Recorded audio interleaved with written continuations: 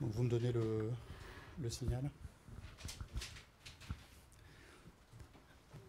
Bonjour à tous et bonjour à tous ceux qui nous regardent sur la chaîne YouTube de l'Autorité de la concurrence. Cette session de haute échelle aura une tonalité plutôt économique puisque nous avons le plaisir et la chance de recevoir rue de l'Échelle Thomas Philippon. Thomas est professeur à la Stern Business School à l'Université de New York. J'ai là la liste de tous les prix académiques et autres qui ont été, que Thomas a reçus. Un des 25 meilleurs économistes du monde, d'après le Fonds monétaire international. Meilleur jeune économiste français, le prix Bernasser du meilleur économiste européen de moins de 40 ans, qui est l'équivalent européen de la médaille John Clark Bates. Voilà. Thomas a également une expérience dans la politique économique, comme conseiller économique du ministre des Finances, Pierre Moscovici, et à travers de nombreuses collaborations, notamment avec le Conseil d'analyse économique. Avant de passer la parole à Thomas, j'en profite pour d'ores et déjà annoncer la prochaine édition de haute échelle, qui aura lieu le 5 décembre à 14h30 et qui sera également bien sûr diffusée sur Internet. Et le 5 décembre, je recevrai Martijn Snoep, qui est le président de l'autorité de la concurrence et des marchés néerlandaise, pour parler en particulier du lien entre soutenabilité et concurrence et des travaux analytiques et des cas traités par l'autorité de la concurrence néerlandaise dans le domaine du changement climatique et de la soutenabilité et de l'interprétation ou de la mise en œuvre des nouvelles lignes directrices de la Commission en matière d'exception aux coopérations horizontales entre entreprises. Donc ça sera très intéressant et vous l'avez donc d'ores et déjà noté sur vos tablettes. La précédente édition de haute échelle en juin était avec Jonathan Kanter, le ministre de la Justice adjoint des États-Unis, pour parler des nouvelles orientations de la politique de la concurrence aux États-Unis, ce qui fait donc une transition naturelle avec nos discussions d'aujourd'hui où nous allons comparer la situation aux États-Unis et en Europe. Et je passe tout de suite la parole à Thomas. Merci d'être ici. Merci Benoît de cette introduction. Merci à vous d'être là. Merci de supporter la chaleur. Donc en fait, j'arrive aussi il se trouve que j'arrive de la commission là à l'instant où il y avait une conférence organisée par la directrice de la DG Comp, Margrethe Vestager, où justement on a parlé entre autres du sujet dont Benoît vient de parler, sur les nouvelles règles sur la concentration horizontale et comment est-ce qu'on les adapte dans un monde où on se soucie aussi du changement climatique. Donc effectivement c'est un sujet hyper important, compliqué d'ailleurs, mais donc je vous encourage de venir à la prochaine séance. Oui, on le garde pour la prochaine fois en fait. Voilà. Donc, juste en deux mots d'introduction pour vous raconter ce qui m'a amené en fait à regarder ces histoires de compétition, de concurrence, ce qui n'est pas tellement mon domaine. Moi, je suis plus un macroéconomiste, je m'occupe plus des banques, un peu de la politique monétaire, un peu des cycles, pas tellement à l'origine du contrôle des concentrations ou de la concurrence en général. Mais je suis un peu tombé dedans par hasard en regardant l'évolution de données américaines, notamment deux points d'entrée pour moi. C'était le premier, quand j'ai débarqué comme étudiant aux États-Unis, c'était en 99. Et donc en 99, ce qui me frappait, c'est que tout était moins cher aux États-Unis, et notamment les services télécoms. Donc concrètement, alors pour les jeunes, évidemment, ça ne va pas vous sembler, c'est la préhistoire là, mais on n'avait pas l'Internet au débit, hein, c'était des modems, donc il fallait se connecter par une ligne de téléphone. Et aux États-Unis, ils avaient dérégulé les télécoms, ce qui fait que les appels locaux étaient gratuits. Et donc, ce que les boîtes Internet faisaient, c'est qu'elles mettaient un serveur à côté de votre maison. Donc, à partir du moment où c'est dans le pâté de maison bien défini, du coup, vous connectiez au serveur par un appel local, c'était gratos. Donc, vous pouvez. Alors, vu qu'à l'époque, les communications Internet étaient très lentes, en fait, si vous vouliez utiliser Internet pour travailler, comme moi, c'est ce que je faisais pour mon travail étudiant, il fallait se connecter pendant 1 heure pour télécharger des bases de données, par exemple. Donc 1 heure aux États-Unis c'était gratuit, 1 heure en France ça coûtait très cher. Et donc l'accès à Internet était beaucoup plus cher en fait en France qu'aux États-Unis. C'était aussi le début du téléphone portable, pareil. Tu peux rapprocher. Oui, pardon. Téléphone portable, pareil, les forfaits étaient beaucoup moins chers aux États-Unis. Donc ça, c'est le monde tel qu'il était à la fin des années 90, et aussi le monde tel qu'il était encore, mais très largement perçu par tous les dirigeants politiques, jusqu'il y a peut-être 5 ans. C'était vraiment, les États-Unis, c'est le pays des marchés concurrentiels, et l'Europe, c'est le pays des marchés sclérotiques. Le problème, c'est que cette vision qui était grosso modo correcte il y a 20 ans, elle l'est plus tellement aujourd'hui. Et notamment dans les télécoms. Donc vous payez probablement entre un tiers et certainement moins de la moitié de ce que vous payeriez si vous habitiez aux États-Unis. À la fois pour votre abonnement Internet à la maison et pour votre forfait de téléphone mobile. Donc ça, c'est un changement radical qui s'est passé en 20 ans et que moi j'ai vécu. Et donc moi je me suis dit, mais c'est quand même bizarre. Est-ce que c'est vraiment que les forfaits télécoms ou est-ce qu'il y a d'autres choses qui ont évolué au même moment? Ça m'a mis la puce à l'oreille. Et le deuxième élément qui m'a mis la puce à l'oreille, c'est beaucoup plus macro. Si vous regardez l'investissement des entreprises américaines, on a des théories en macro qui nous permettent de prévoir ou au moins de comprendre les dynamiques d'investissement. Mais en gros, c'est pas compliqué. Si vos coûts de financement sont bas, donc les taux d'intérêt auxquels les entreprises empruntent sont bas, si vos profits sont élevés, vous devez investir plus. Parce que vous pouvez financer des investissements. Quand vous avez des profits élevés, vous allez avoir un bon retour sur investissement. Donc normalement, il n'y a pas tellement à réfléchir. Et c'est une théorie qui marche pas trop mal, sauf qu'elle marche pas très bien sur les 20 dernières années parce que les profits ont augmenté tendanciellement de manière assez forte aux États-Unis. Les coûts de financement ont fortement baissé, jusqu'à récemment. La post-Covid, on pourra en parler après. Enfin, je veux dire post-inflation. Mais elles n'ont pas investi. Donc, en fait, elles ont utilisé tous leurs profits pour augmenter leurs dividendes et leur achat d'actions. Pourquoi? C'est quoi Alors, il y a plusieurs hypothèses possibles, mais c'est un peu comme Sherlock Holmes, quoi. Une fois que vous avez fait toutes les hypothèses probables, il vous reste la dernière, c'est que les marchés américains étaient devenus moins concurrentiels. Et dans un monde où vous êtes moins concurrentiel, vous pouvez expliquer tous ces faits en même temps. Donc, les marchés financiers vont avoir des valuations très élevées, les profits d'entreprises vont être très élevés, les coûts de financement seront bas, parce qu'un monopole, c'est pas risqué. Mais vous n'aurez pas d'investissement qui correspond à cette profitabilité. Donc c'est en gros ce qui s'est passé aux États-Unis.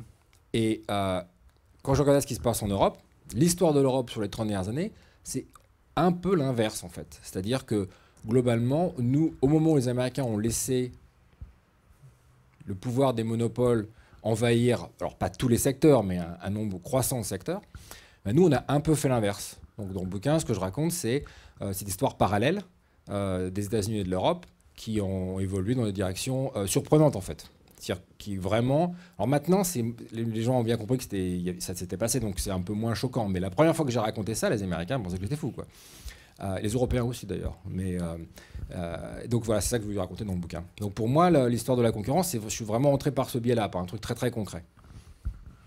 Alors le livre, on peut en parler d'ailleurs, ça s'appelle Les gagnants de la concurrence, quand la France fait mieux que les États-Unis, en bon français. Et la version américaine, c'était The Great Reversal, donc voilà. le grand retour en arrière, le grand bond en arrière. C'est de l'anti-Mao. Voilà. C'est pas le grand bond en avant, c'est le grand bond en arrière. Alors, c'est peut-être bien de faire une petite parenthèse technique avant de parler. On va parler de politique de concurrence, évidemment, en Europe comme aux États-Unis. Mais avant d'en arriver là, ça serait peut-être bien de faire un petit détour technique parce que quand on a cette discussion, notamment entre Européens, on a la sagesse collective maintenant consiste à dire la concentration de l'économie a fortement augmenté aux États-Unis. C'est ce que tu viens d'expliquer. Alors que c'est moins le cas, ou même peut-être pas du tout le cas, en Europe. Or, il y a évidemment différents indicateurs qui permettent de raisonner là-dessus. On peut raisonner, comme les autorités de concurrence le font souvent, en termes de part de marché ou de concentration du marché. Donc il y a des mesures techniques, il y a les indices de Herfindahl, par exemple, qui permettent de mesurer la concentration du marché et le poids des plus gros acteurs. On peut raisonner plutôt en termes de performance, c'est-à-dire en termes de rendement, de profitabilité. On peut raisonner en termes de prix. Et puis on peut aussi raisonner de manière plus dynamique sur le dynamisme du marché, les entrées et les sorties du marché, et tout ce qui fait qu'un marché est plus ou moins contesté. Voilà, donc quel est ton point de vue sur ce débat empirique? Parce qu'on trouve chez les économistes spécialistes de la question, il y a des débats passionnés. Certains disent les indices de Herfindahl, ça ne va pas du tout, il ne faut surtout pas s'en servir, ça, on sait que ça ne sert à rien, etc. Voilà, quel est le point de vue qui peut être utile aux praticiens sur ces questions-là? Alors, il y a plusieurs niveaux d'analyse. Parfois, ce qui est marrant avec les universitaires, c'est plus l'enjeu est faible, plus ils se mettent en colère. Donc, il n'y a pas que les universitaires.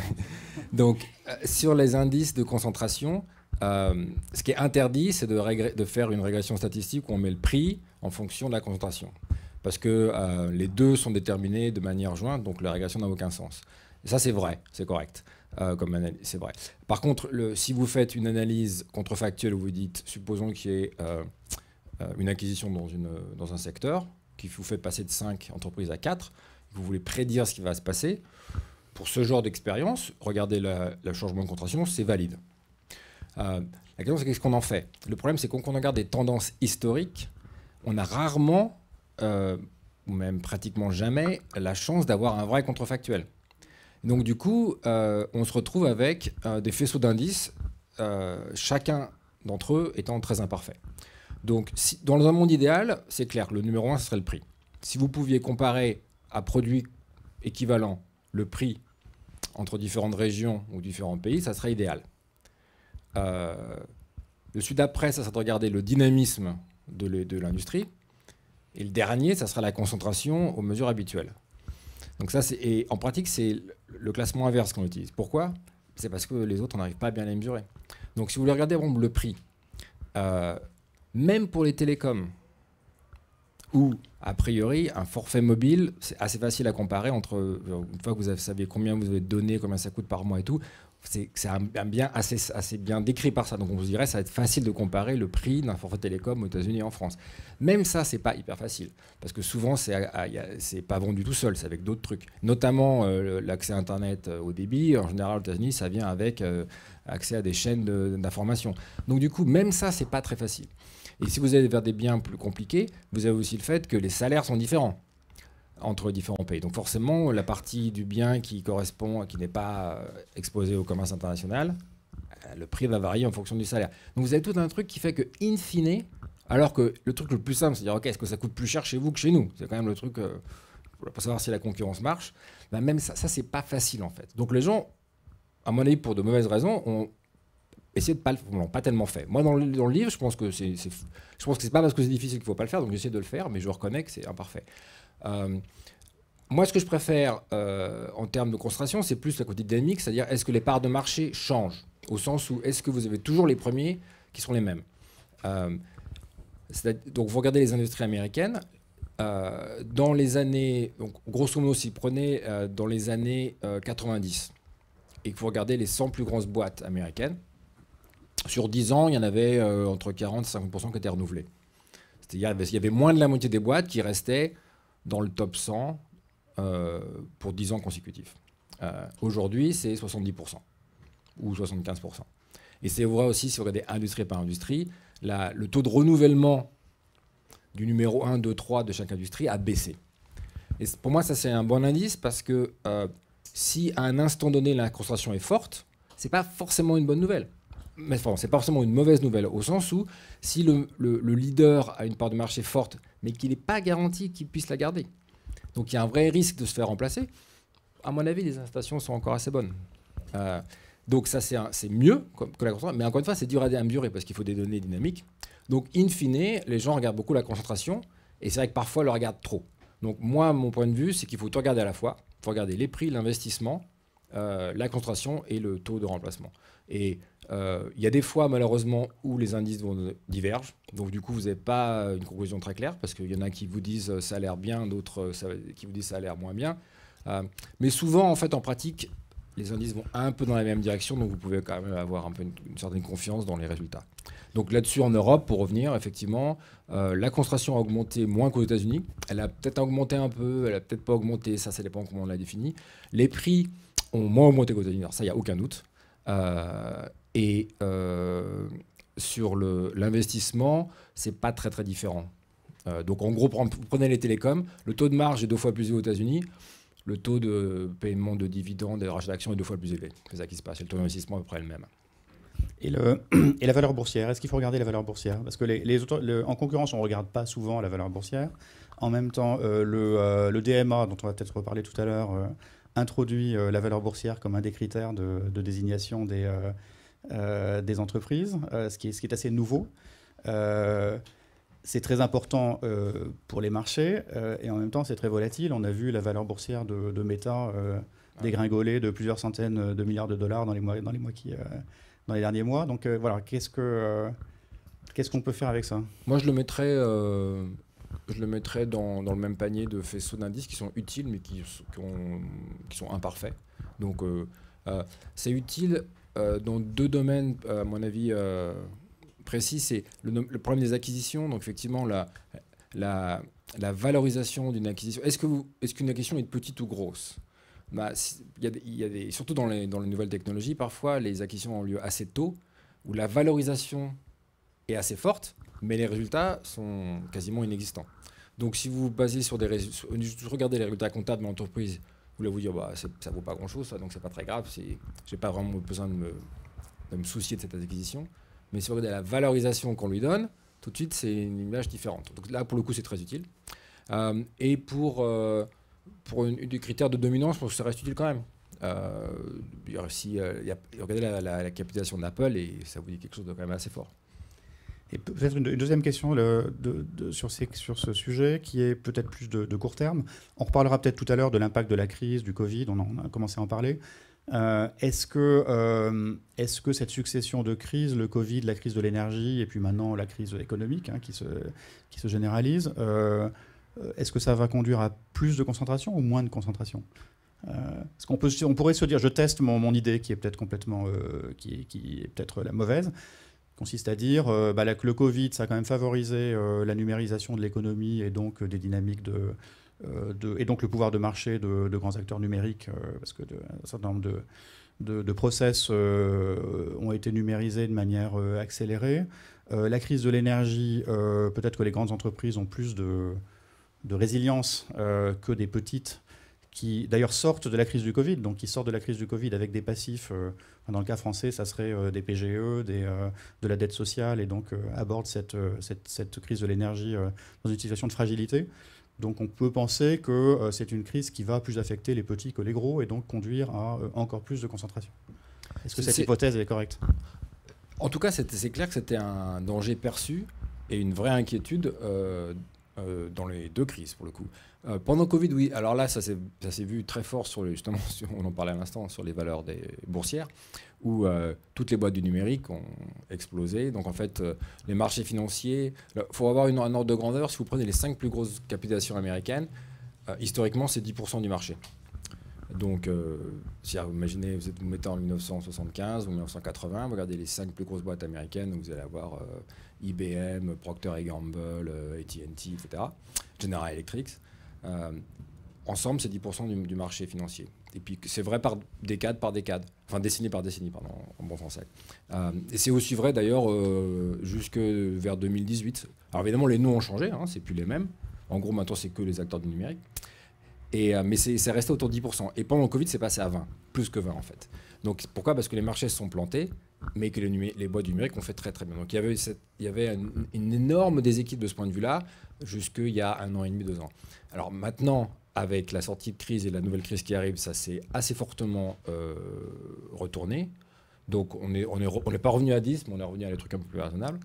La question sur la crise énergétique et sur Covid, sur les petites boîtes, Covid, la grande... Moi, je me rappelle très bien, donc littéralement en juin de la première année de Covid, d'avoir de longues discussions avec le Trésor ici sur, au moment où on voulait mettre en place les PGE. C'est-à-dire, quelle est la bonne manière de les mettre en place, quelles sont les clauses qu'on doit inclure, etc. Parce que la crainte, c'était un mur de faillite de PME à cause du Covid. Finalement, là-dessus, pour le coup, il faut quand même donner... il faut donner des bons points, disons, aux régulateurs et puis aux politiques en général, on a réussi à l'arrêter. Donc en gros, on a parfaitement protégé le tissu productif, ce qui fait qu'on n'a pas eu de faillite, on en est plutôt moins qu'avant. Le problème, c'est que ces dettes, elles sont encore là. Donc du coup, l'année prochaine, il y a un risque. Donc ça, c'est le premier point. Et le deuxième point sur l'énergie, effectivement, la question, c'est est-ce que vous pouvez vous substituer. Alors le premier indice de vulnérabilité, c'est pas forcément la taille, c'est plus est-ce que vous utilisez beaucoup d'énergie. Donc une boulangerie, ça utilise en fait pas mal d'énergie, par exemple, c'est petit, mais aussi une très grosse boîte industrielle, ça utilise aussi beaucoup d'énergie. Donc en fait, on peut être gros ou petit et exposé de manière similaire. Mais c'est vrai que la capacité à financer des coûts d'énergie supérieurs, c'est forcément plus dur pour les petites boîtes. Donc on va en gros se retrouver dans la même situation. Il va falloir protéger les petites boîtes pour éviter qu'il y ait des faillites disproportionnées. Peut-être une dernière question sur la concentration qui est plus normative, si on veut, qui est en quoi est-ce que c'est mauvais, finalement? Parce que un peu le présupposé de ton livre, de tes études, c'est de dire finalement tout ça a plus bénéficié aux consommateurs, à l'économie en Europe qu'aux États-Unis. Mmh. Mais le pouvoir de marché n'est pas forcément mauvais en soi, et même une position dominante n'est pas mauvaise en soi. Le sujet, c'est de ne pas en abuser. Exactement. Et pendant longtemps, beaucoup moins maintenant, mais pendant longtemps, les économistes nous ont dit, finalement, il y a des industries avec des coûts fixes, donc l'investissement technologique nécessite d'avoir des parts de marché, et tout ça est normal, et même plutôt bon finalement pour l'innovation.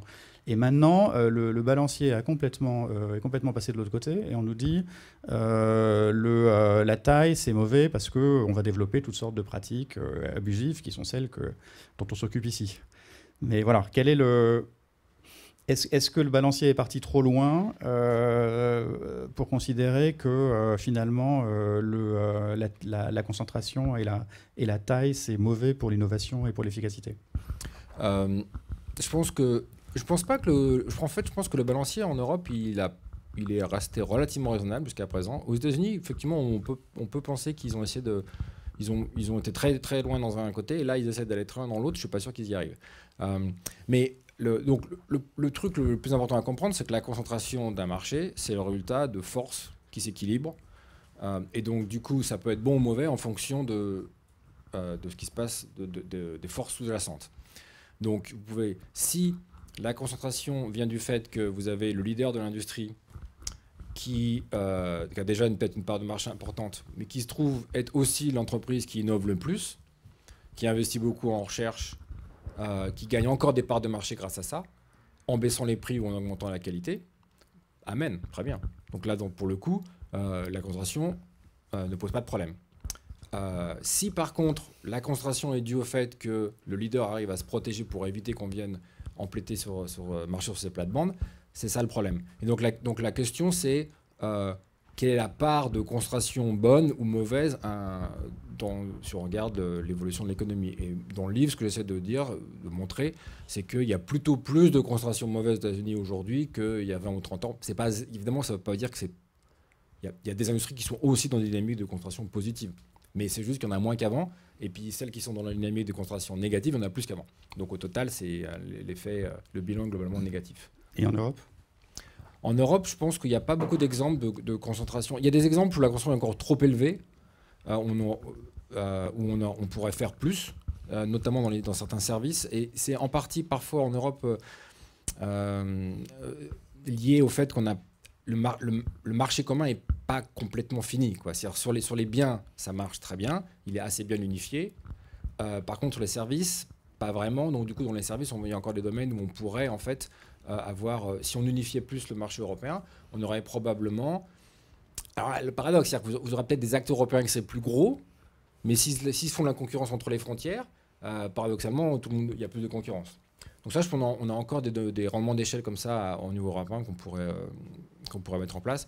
Mais je ne pense pas qu'il y a d'exemples frappants où on se dit aujourd'hui, tel domaine en Europe est nettement moins concurrentiel qu'il y a 20 ans. Je ne vois pas vraiment d'exemple là-dessus, en fait. Non, c'est une remarque importante et que je partage tout à fait, qui est que dans le marché unique européen, finalement, la seule manière de... Il y a des secteurs qui sont arrivés un peu au taquet en termes de concentration, et la seule manière de dégager des des ressources supplémentaires et des économies d'échelle supplémentaires, c'est la dimension européenne. Oui. Et c'est vrai particulièrement dans le secteur bancaire. Et c'est vrai peut-être dans le secteur audiovisuel, et c'est vrai dans d'autres secteurs également. C'est un peu vrai dans les télécoms aussi. On a atteint les limites de la concentration au niveau national. Mais souvent les barrières sont un peu réglementaires, c'est-à-dire que parfois les acteurs sont frileux, mais parfois c'est juste que les réglementations sont telles que c'est pas facile de faire des acquisitions transfrontalières. Bah, dans les banques par exemple, ça tu connais ce sujet-là par cœur évidemment. Ouais. Alors on va reparler de l'Europe, mais on va d'abord parler des États-Unis. Donc on a parlé de mouvements de balancier. Donc on va regarder plus en détail ce mouvement de balancier qui effectivement est très spectaculaire. Hein. Il y a eu un executive order, donc un décret du président Biden un décret présidentiel sur la concurrence qui fixe des objectifs à l'ensemble de l'administration et qui crée une approche dite whole of government, donc une approche coordonnée de l'administration sur les questions de concurrence, donc des différents secteurs, y compris des différents ministères au niveau sectoriel. Et comme on le sait bien, le DOJ, donc le département de la justice et la FTC ont pris des positions maintenant très fortes, notamment, mais pas seulement, sur les concentrations. Aussi bien du côté de la FTC que du côté du DOJ. Et on a un certain nombre de textes qui sont en cours d'examen au Congrès. Donc on a 3 textes sur les concentrations qui sont au Sénat, et on a un texte sur le numérique également. Mmh. Voilà. Donc tout ça va très loin. Est-ce que ça va dans la bonne direction, et est-ce que finalement les autorités américaines ont les moyens de leurs ambitions, notamment compte tenu de la manière dont est organisé le processus de décision sur la concurrence aux États-Unis, qui est très différent de celui de l'Europe et qui donne un rôle important au pouvoir judiciaire, qui n'est pas l'administration. Donc pour comprendre ce qui se passe aux États-Unis, je pense qu'il y a 2 ou 3 grandes idées à garder en tête. La première idée, c'est que une différence majeure avec l'Europe, peut-être même, je dirais, la plus importante, c'est qu'aux États-Unis, il faut convaincre un juge. Donc, si vous êtes au département de la justice ou la FTC, pour gagner, il faut convaincre un juge. Qui sont les juges? Du coup, devient important. Et depuis, encore une fois, le milieu des années 80, il y a une tendance à nommer des juges qui sont de plus en plus conservateurs. Ce qui fait que dans les domaines antitrust, vous avez souvent des cas où le juge, a priori, pense que de toute façon, il ne faut jamais rien faire parce que le marché va s'équilibrer tout seul. Et donc ça devient une vraie contrainte, pour le coup. Ce qui fait que ça limite fortement ce que peut faire un régulateur, même avec les meilleures intentions et même avec la volonté de faire quelque chose. Donc ça, c'est le premier point. C'est différent en Europe de ce point de vue-là. C'est très différent en Europe. C'est plus facile de mettre en place, d'agir rapidement en Europe de ce point de vue-là.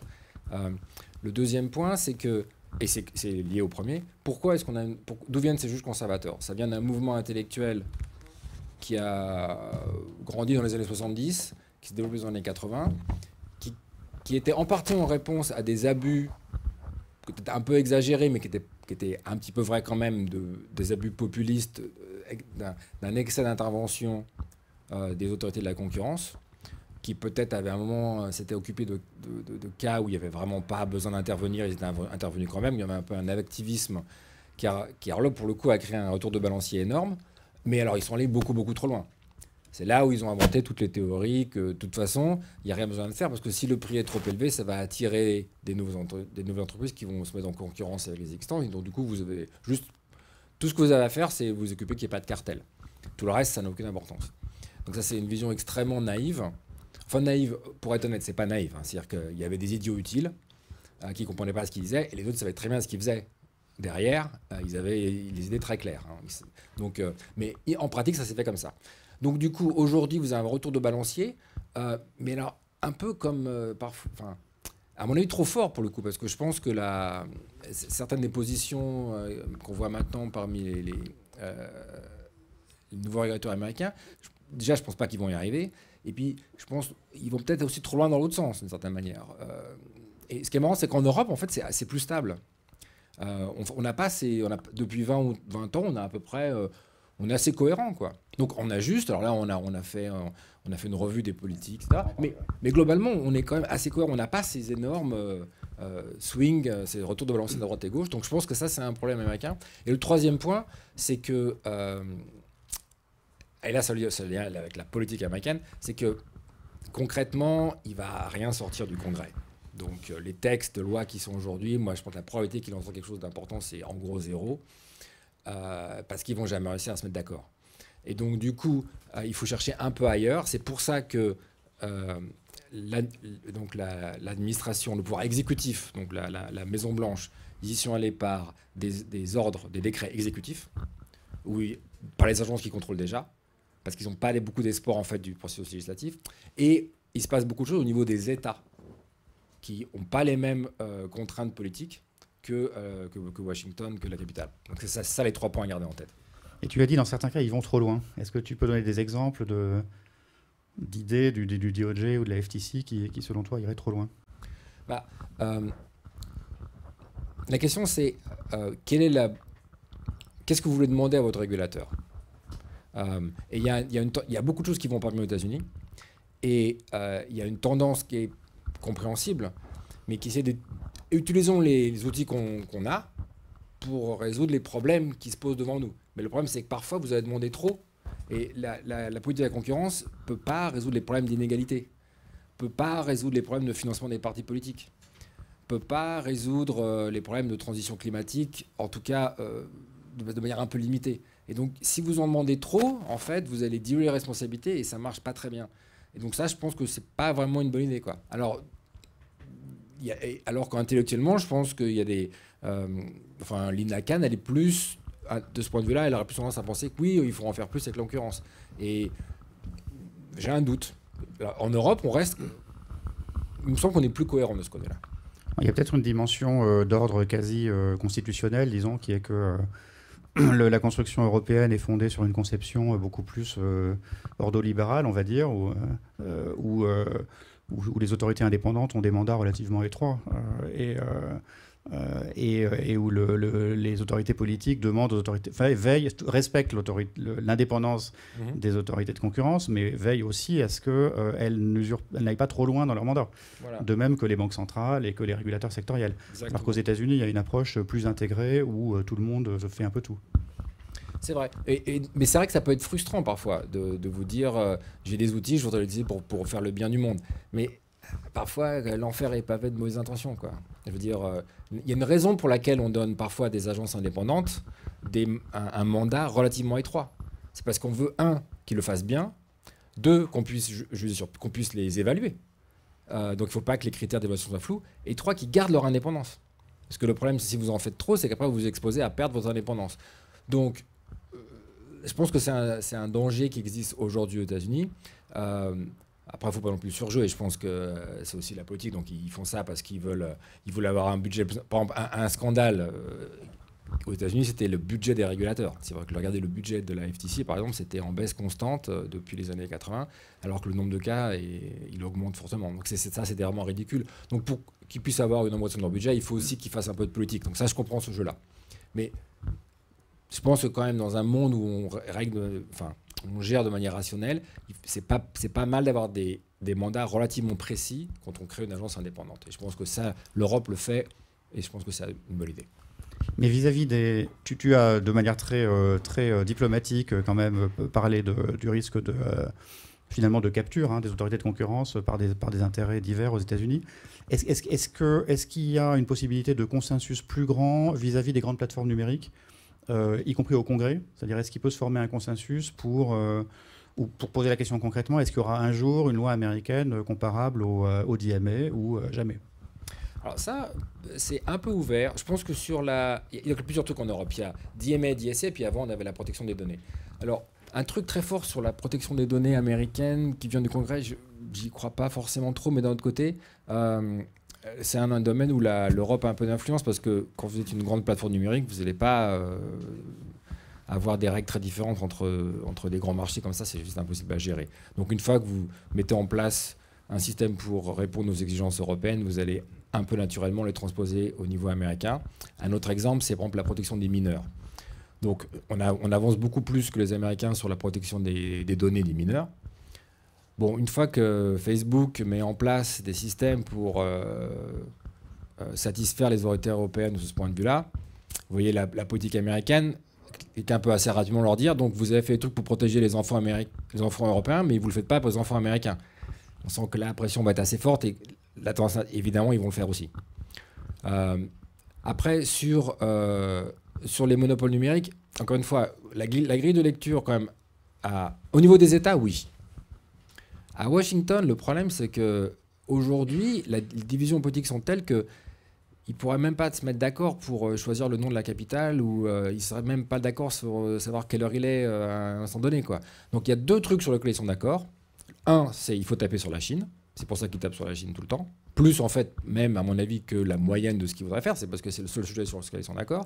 Et 2, il y avait un peu aussi tapé sur les plateformes numériques. Le problème sur les plateformes numériques, c'est qu'ils sont d'accord pour taper dessus, mais en fait, pour des raisons complètement différentes. Les républicains, parce qu'ils pensent que les plateformes numériques ont tendance à faire de la censure des discours de droite, alors que les libéraux, enfin la partie gauche de l'échiquier politique américain, pensent l'inverse. Ils veulent aussi taper sur les plateformes numériques parce qu'elles ont trop de pouvoir. Donc ils se retrouvent un tout petit peu sur, d'une certaine manière, quoi faire, mais pas pour des raisons convergentes. Donc quand ils commencent à écrire un texte de loi, cette contradiction ressort, ce qui fait qu'ils n'avancent pas tellement. Alors c'est un peu simplifié, mais je pense que ça vous donne une idée de ce qui se passe. Alors ça, c'est un peu préoccupant pour la coopération entre les États-Unis et l'Europe et pour la cohérence, disons, mondiale de ce qu'on fait, notamment vis-à-vis d'entreprises qui sont de taille mondiale. Parce qu'on a un risque dans le temps de divergence ou en tout cas de mauvaise coordination entre les États-Unis et l'Europe. On a un exemple en ce moment qui est le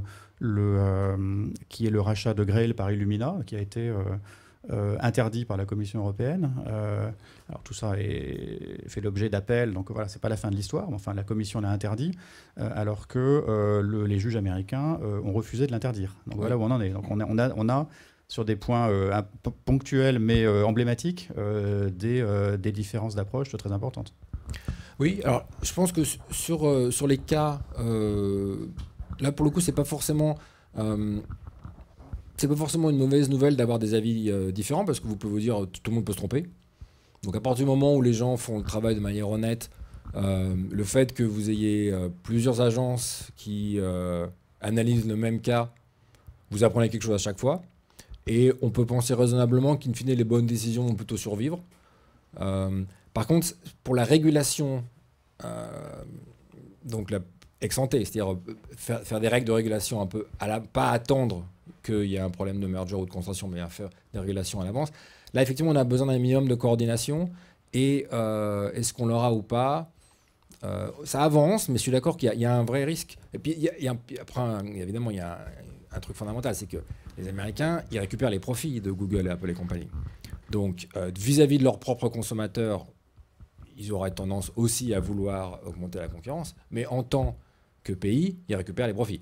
Donc, c'est sûr que leur incitation à être dur vis-à-vis de ces grosses boîtes-là, elle est plus faible que celle des Européens. Bon, donc forcément, structurellement, on aura tendance à pousser plus fort qu'eux.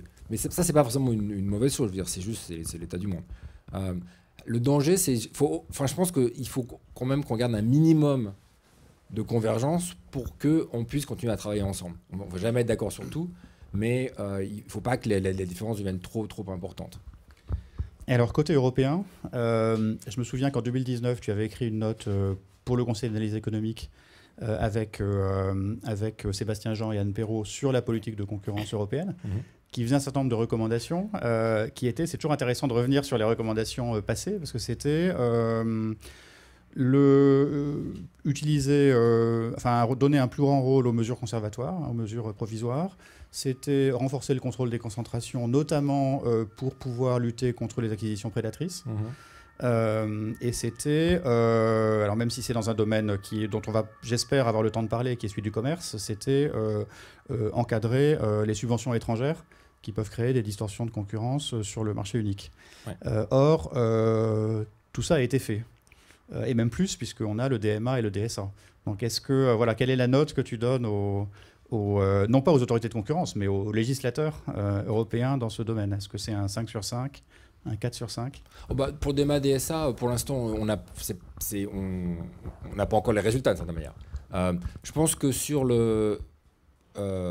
DEMA DSA, la vérité, c'est quand même que c'est quand même un sujet très lourd, et le coût de ne pas réussir serait très élevé pour la Commission européenne, je pense. Je pense qu'ils ont quand même besoin de montrer aux citoyens européens que ce qu'ils ont fait sur DMA, DSA, ça va vraiment avoir un impact. Donc le jour où concrètement sur votre smartphone, vous aurez plus d'options qu'avant, vous pourrez plus facilement sélectionner la protection que vous voulez, le traitement des cookies, etc., etc., il y aura, à mon avis, un vrai gain. Et ne pas y arriver, pour le coup, ça serait un vrai coup pour la Commission. Donc je pense que l'enjeu est assez fort, en fait. Sur la protection des données, alors là, on a un peu plus de recul. Je pense que là, pour le coup, je dirais, je sais pas, 3,5, 4 sur 5. Le bilan est globalement positif. Je pense qu'on a quand même mis la protection des données au centre du jeu. C'était un non-sujet. Maintenant, c'est un sujet qui est bien reconnu. Il y a quand même des progrès sur ce qu'on peut faire. Il y a deux problèmes potentiels. On est encore loin du compte en termes de protection réelle. Et le deuxième, c'est qu'il y a un risque d'avoir des régulations qui sont trop coûteuses pour les petites entreprises. Et donc, on voit dans certains secteurs un peu un impact un peu négatif sur l'entrée de nouvelles applications ou de nouvelles jeunes boîtes numériques européennes, potentiellement un peu à cause du coût de la régulation. Donc, mais ça, je pense que c'était aussi, on le savait, de certaine manière, c'est un coût à payer. On ne peut pas avoir tout bon du premier coup. Et donc là, pour le coup, je pense que vraiment important, c'est que ces régulations soient dynamiques. Donc c'est la clause de revoyure, mais il faut le faire pour de vrai. C'est-à-dire qu'il n'y avait aucune chance, on a raison de le faire, on ne pouvait pas faire tout bon du premier coup, et il faut avoir un processus dynamique où on regarde rapidement et on corrige les erreurs. Donc je pense que c'est ça le plus important. Et alors tu disais tout à l'heure que qu'aux États-Unis, la main des politiques va peut-être trembler puisque les plus grandes plateformes numériques sont américaines et donc emploient aux États-Unis, paient des impôts aux États-Unis et donc il pourrait y avoir là peut-être divergence de vues entre les autorités de concurrence et les politiques. Ah oui. Et en Europe, on a un peu le sentiment inverse, c'est-à-dire que les autorités de concurrence sont extrêmement populaires lorsqu'elles tapent sur Google, Meta ou Amazon, sont beaucoup moins populaires lorsqu'elles s'attaquent aux positions dominantes des acteurs européens ou nationaux. Et là, il y a une sorte de variable manquante qui est la politique commerciale. Oui. C'est-à-dire que le débat politique est structuré un peu autour d'une opposition assez artificielle entre politique industrielle et politique de concurrence, mais en fait, c'est un triangle. Il manque la politique commerciale, qui est l'instrument qui permet d'assurer l'équité du marché vis-à-vis des acteurs non européens. Il y a eu un progrès avec le règlement sur les subventions étrangères, qui vient un peu compléter ce triangle. Est-ce que la réflexion est suffisamment aboutie en Europe? Est-ce qu'on est allé assez loin dans cette direction? Je pense que non. C'est la réponse à une question. Non, on n'est pas du tout, on n'est pas encore là où on doit être. C'est aussi la partie la plus compliquée de l'équation, parce que globalement, je pense que la politique de la concurrence, c'est en gros du gagnant-gagnant quand c'est sur les marchés domestiques. Donc si vous augmentez le code... J'aimerais que toute la classe politique et industrielle française t'entende. Oui, non, mais je suis là. Ouais, d'un autre côté, c'est très bien. Si tu fais pas ce travail pour être populaire vis-à-vis des chefs d'entreprise, comme avant, tu n'étais pas là pour être populaire vis-à-vis des banquiers, quoi. Après, il faut faire autre chose sinon. Non, mais c'est vrai. Je veux dire, quand vous régulez les banques, vous n'êtes pas. Les banquiers vous adorent pas, mais ça ne veut pas dire qu'il ne faut pas le faire. Donc, c'est normal aussi que chacun défende son bout de gras. Mais globalement, si vous regardez l'Europe dans son ensemble, si vous avez disons, au sein d'un pays, en France, si on augmente le degré de concurrence dans une industrie en France, en gros, c'est gagnant-gagnant au sens où les consommateurs vont y gagner, la compétitivité va y gagner, il y aura plus d'emplois.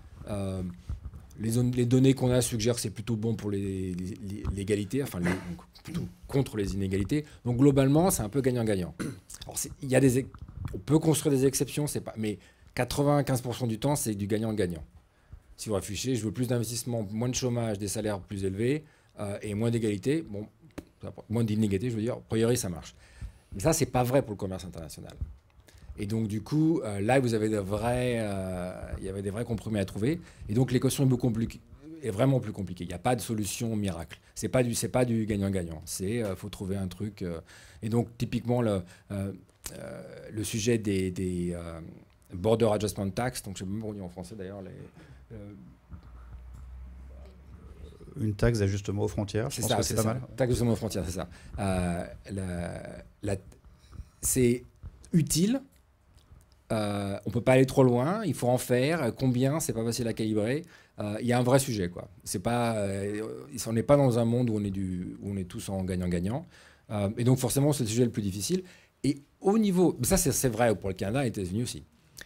Se rajoute là-dessus au niveau européen, c'est aussi le domaine où on est le plus divisé entre nous, en fait. Et donc c'est là où il y a le moins d'accord entre États membres sur ce qu'on doit faire vis-à-vis justement de l'ajustement aux frontières.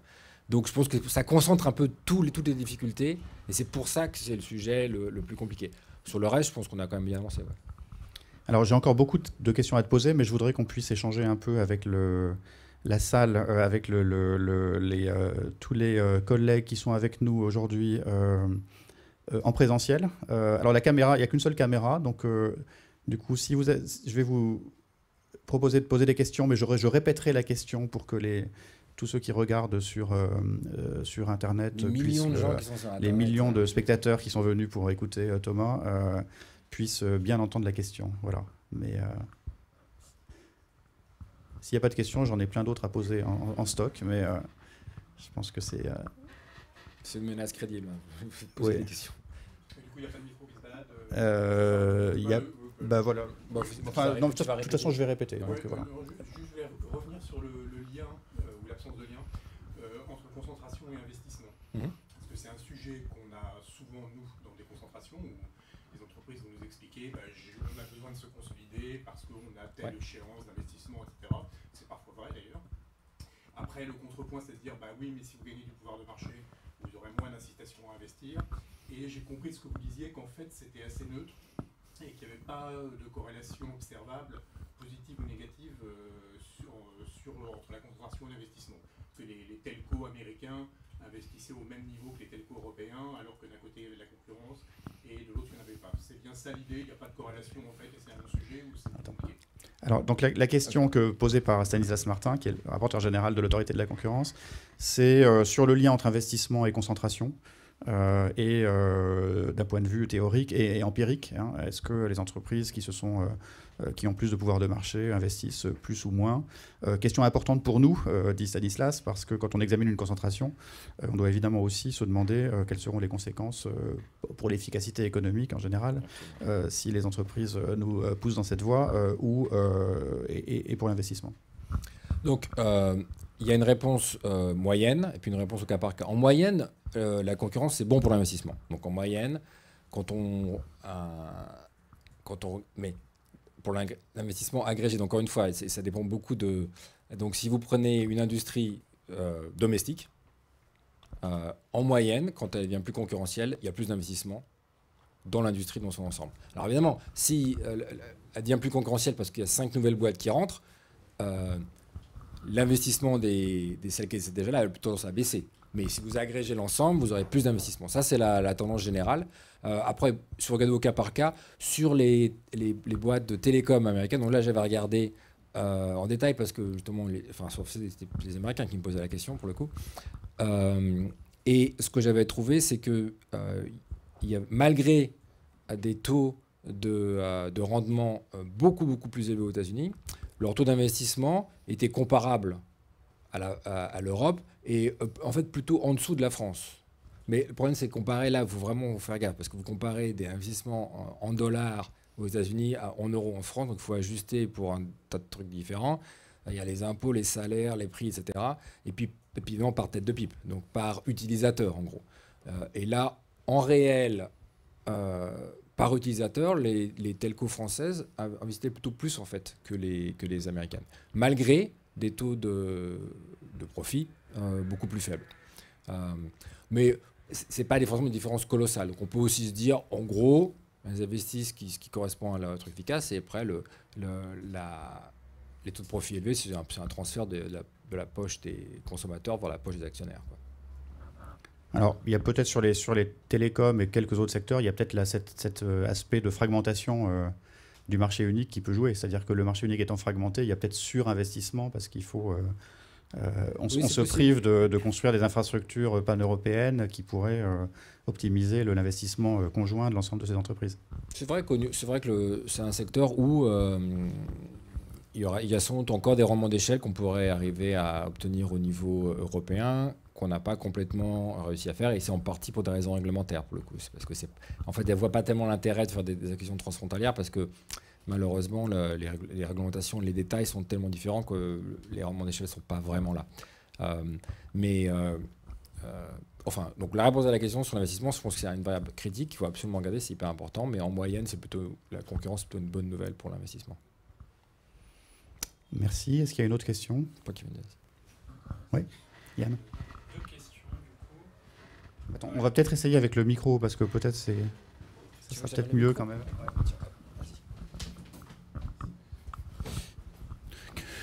Bonsoir, merci pour vos interventions très claires et très passionnantes. Donc 2 questions. La première sur les concentrations. Vous avez dit qu'il y a un niveau plus élevé de concentration.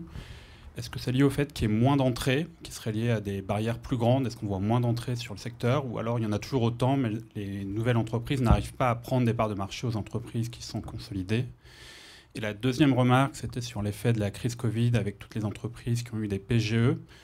Certains économistes estiment qu'on a créé des entreprises zombies qui n'auraient pas mérité de vivre et qui sont sous perfusion des prêts de l'État et qui vont devoir mourir une fois qu'elles vont devoir rembourser. Et selon vous, quel va être l'impact de ces entreprises zombies qui vont devoir déposer le bilan lorsque le PGE va arriver à remboursement? Deux excellentes questions. Donc sur la concentration aux États-Unis, il y a une baisse quand même assez forte du taux d'entrée. Et en particulier... puisque vous avez posé une question technique, j'ai le droit d'aller dans la technique. Ce qui se passait, ce que j'ai regardé, c'était la corrélation entre le taux de profit excessif, soit en mesure comptable, soit en mesure financière d'ailleurs, et le taux d'entrée. Donc, dans les années 70 et les années 80, on voyait clairement que si une industrie faisait des profits excessifs ou avait des valorisations boursières très élevées, dans les 5 ans qui suivaient, vous avez plutôt plus d'entrées dans cette industrie.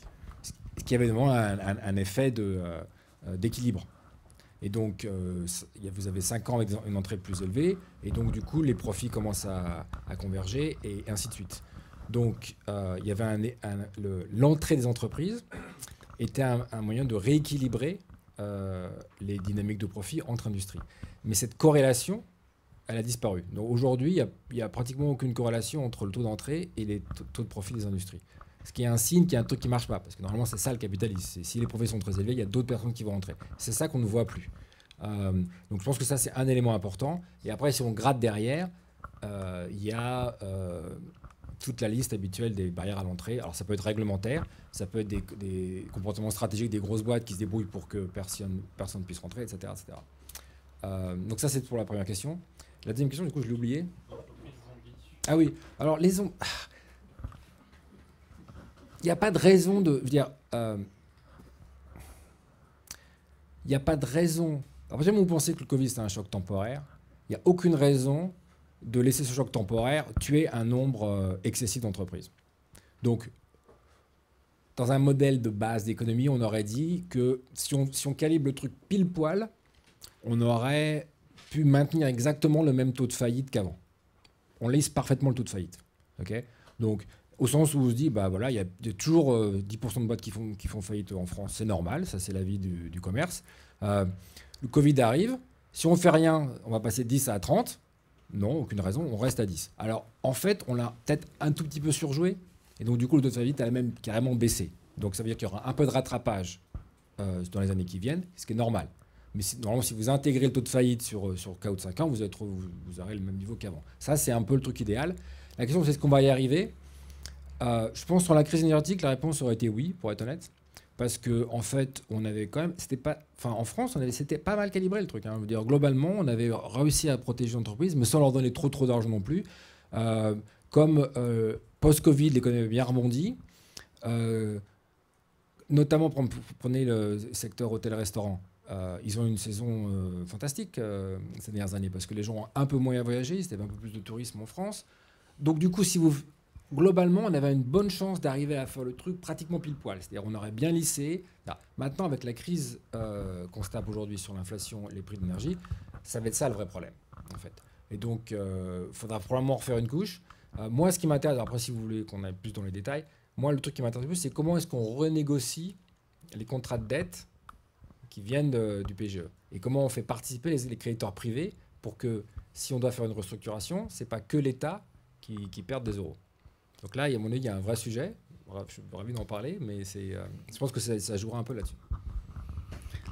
Non, moi, je peux confirmer que quand je présidais le comité d'évaluation des aides aux entreprises, et donc le comité avait fait un rapport en juillet 2021, donc, qui traitait la crise Covid. Et en sortie de crise Covid, on n'avait pas d'inquiétude forte sur les entreprises zombies, pour toutes les raisons qu'a expliqué Thomas.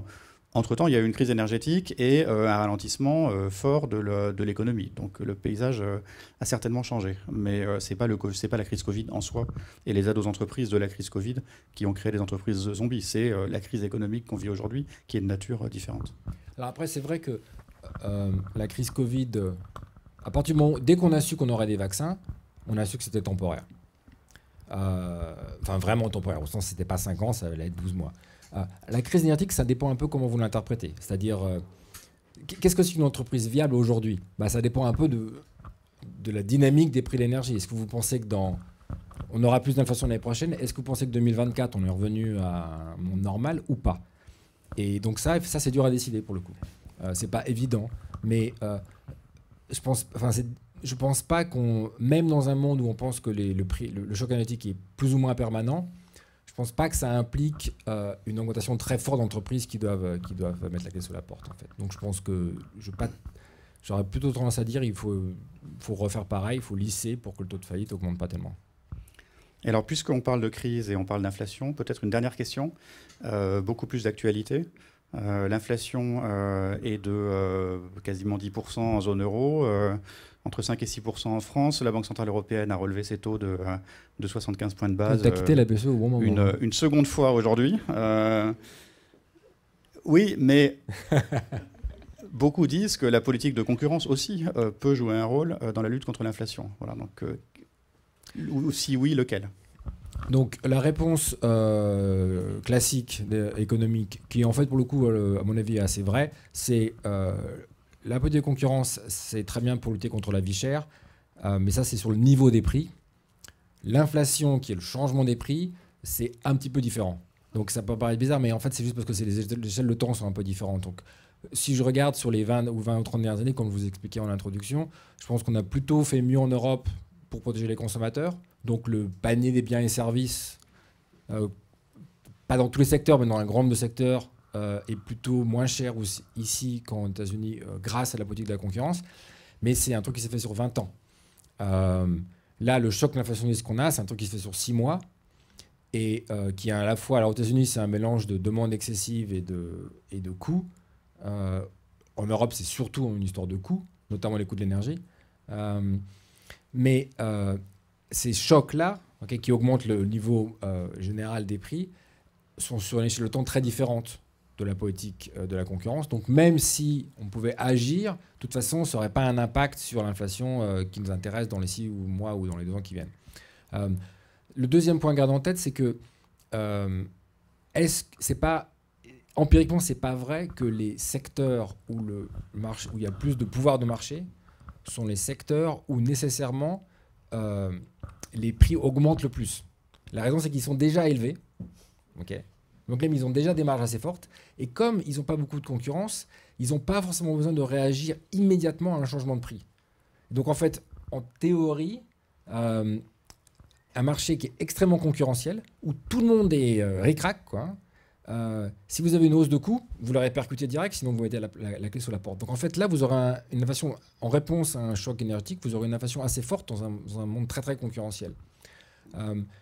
Et réciproquement, dans un monde où les entreprises ont déjà des grosses marges, elles ne sont pas obligées de transmettre. Okay. Donc ça aura plutôt à vous dire que la concurrence, enfin les marchés concurrentiels auront plus d'inflation. Après, vous avez des effets qui vont dans l'autre sens, où si vous avez beaucoup de pouvoir de marché, si vous pouvez facilement vous mettre d'accord avec vos concurrents, vous profitez d'un environnement inflationniste pour augmenter vos prix discrètement sans que les gens... Enfin, vous pensez que c'est plus acceptable. Donc au total, quand vous mettez tous ensemble, vous regardez les données, il n'y a pas vraiment de corrélation. Donc le taux d'inflation, le degré... En américain, c'est pass-through, c'est-à-dire le degré de transmission entre le choc sur les coûts et les prix. En fait, il ne dépend pas tellement de la concurrence. Sur cette conclusion, je remercie Thomas Philippon pour cette discussion passionnante et je vous rappelle que le prochain ATEchelle sera le 4 décembre avec Martijn Snoep, président de l'autorité de la concurrence néerlandaise, et nous parlerons concurrence et soutenabilité. Donc on n'a pas abordé ce sujet exprès pour vous garder le suspense. Mais c'est un beau sujet. Hein. Le 5 décembre, pardon, le 5 décembre. Merci.